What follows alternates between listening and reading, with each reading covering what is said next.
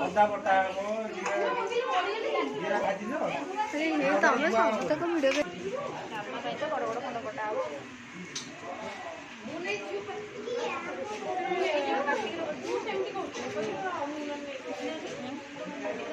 ସେଇଥିରେ ପୁରେଇଦେ ଡାଲମା ତ ହବ ସେଇଥିରେ।